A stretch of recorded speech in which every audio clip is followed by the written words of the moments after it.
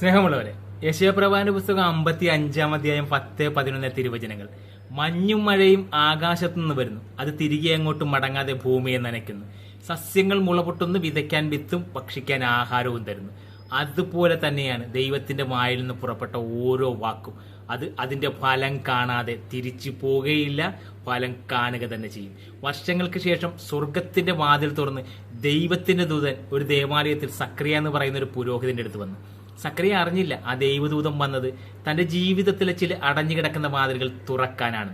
ദൈവദൂതന്റെ വാക്ക് നിരസിച്ച സക്രിയയെ നിശബ്ദനാക്കിക്കൊണ്ട്, മിണ്ടാതാക്കിക്കൊണ്ട് ദൈവം സക്രിയയ്ക്ക് വേണ്ടി ഒരു അത്ഭുതം പ്രവർത്തിച്ചു. കുഞ്ഞുങ്ങൾ ഉണ്ടാകത്തില്ലെന്ന് ലോകം വിധി എഴുതിയ സക്രിയയ്ക്കും സക്രിയയുടെ ഭാര്യയ്ക്കും ദൈവം ഒരു കുഞ്ഞിനെ നൽകി.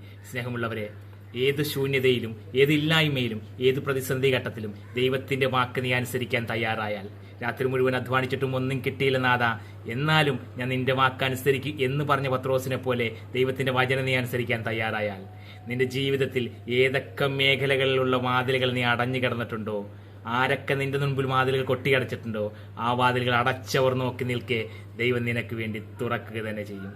ഒറ്റ കാര്യം മാത്രം ചെയ്യുക, വിശ്വസിക്കുക, പ്രാർത്ഥിക്കുക, ധൈര്യമായിട്ട് മുന്നോട്ട് പോകുക. ദൈവം നിന്നെ കൈവിടത്തില്ല, ദൈവം നിന്റെ കൂടെ ഉണ്ടെന്നേ. ദൈവം അനുഗ്രഹിക്കട്ടെ.